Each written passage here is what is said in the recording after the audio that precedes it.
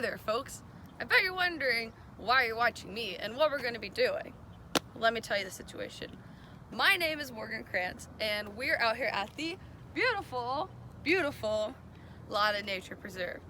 We're going to be discussing forest ecology and the human impact on nature, the bad things, what we can do to fix what we've done, kind of to erase our problems. As you can see, Exhibit A,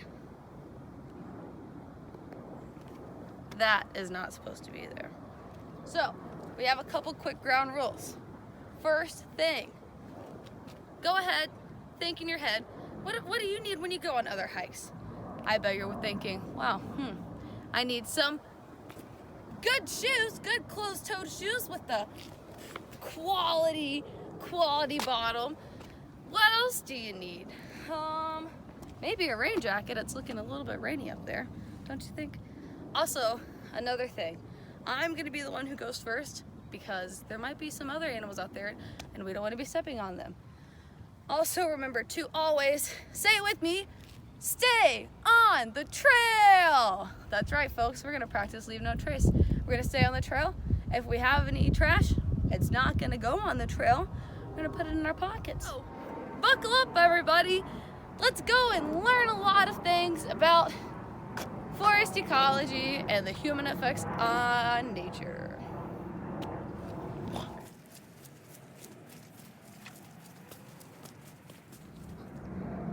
Hey everybody, so this is going to be our first stop of the tour on our trail, and we're going to talk about litter.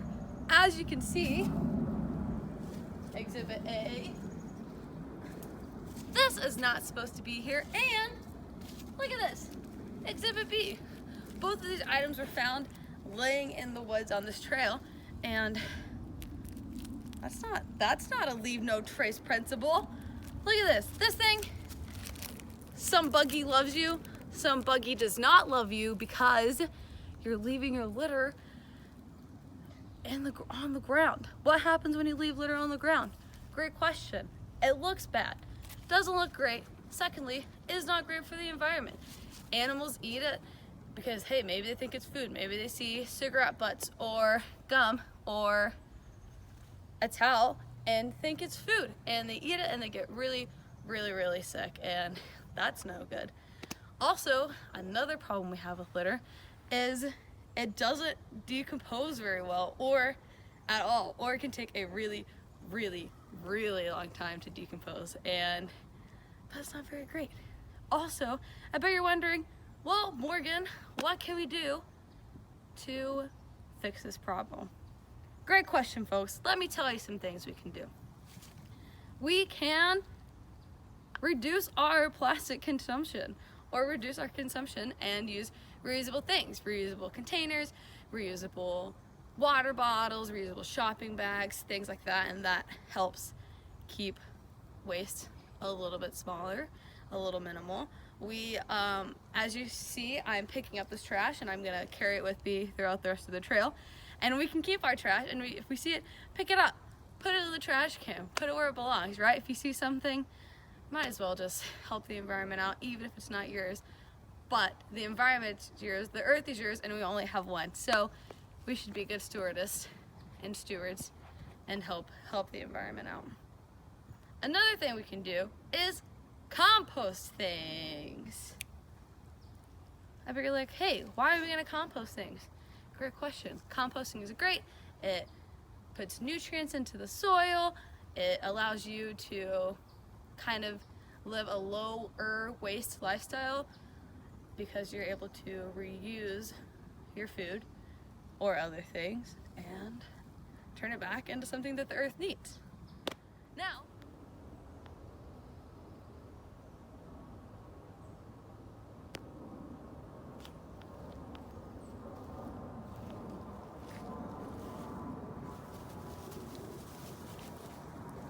oh, folks, look at us picking up some more trash.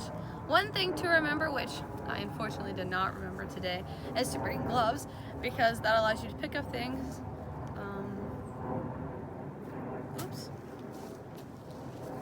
That allows you to pick up things, but I don't have gloves, therefore I'm just gonna pick this up anyways. Good thing I have a towel that's convenient. One thing to remember is if you're picking up trash, don't pick up syringes or things that could definitely harm your body. So as you saw, what we just saw as we were panning through, you'll see the buildings, the cabins, the bridges, these human-made structures. And these human-made structures are a bit of a problem to our environment. There's a couple reasons why. One reason is you'll see this structure is pretty safe and sound. It's not going anywhere anytime soon. But so what does that mean is when the lake right here gets too full and is overflowing and needs somewhere to go, it is not going to go naturally where it should be going, but instead it's going to be eroding soil that probably wasn't going to get eroded originally. But because it can't get through the bridge, the water can't wash straight through the bridge, then it washes under the bridge and causes all this unnecessary erosion. Another thing is, if you'll see, we have this tree. So as you see right here, we have this tree that looks like it's been chewed on for a bit, and that is from beaver. Beavers have been chewing on this tree. We're also, something to note is we're in a cove right now, and beavers normally and usually do not come into coves, but because of all the human-made structures and all the houses along the lake and all of the disturbances, then beavers are forced to come into here and get some wood and use trees that normally they wouldn't be using because there are humans all around, and this is kind of a safer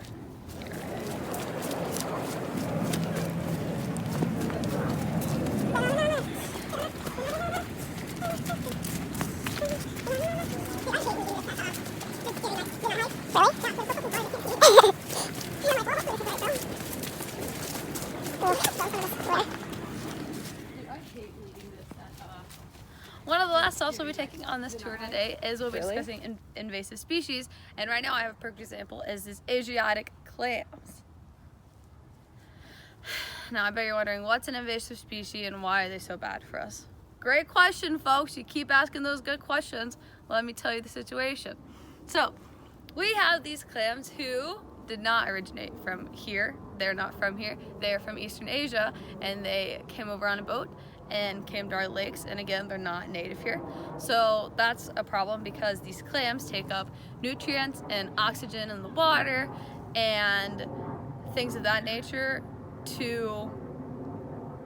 they take them from animals that are already here and that they are native here, and this is their homeland. And so they're taking up precious resources that a lot of animals already have a tough time finding. Another reason is these do not have any natural predators, and they have the ability to reproduce, and they can spit up to 2,000 juvenile clams a day and 100,000 in their lifetime. An issue this causes is overpopulation. They start clogging up things, and again, they're taking precious minerals, vitamins, resources, things of that nature from animals who already live here. Now that's a big issue. So to recap our tour that we just went on, I want to just touch on a couple topics again. Remember, littering is bad, and it's a really easy way for us to be able to fix our problem. We can just pick up trash. We can throw things in the compost, in the recycling bin. Doesn't necessarily have to be thrown on the ground. Should not be thrown on the ground.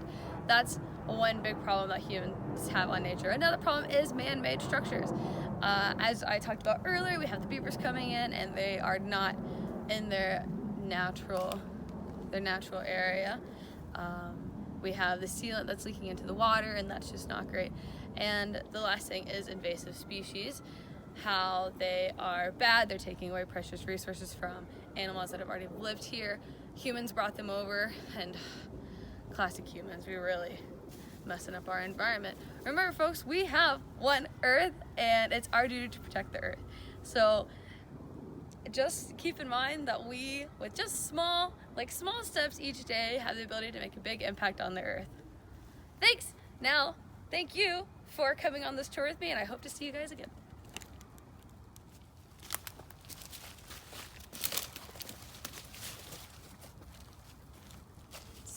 Hey, see you guys next time.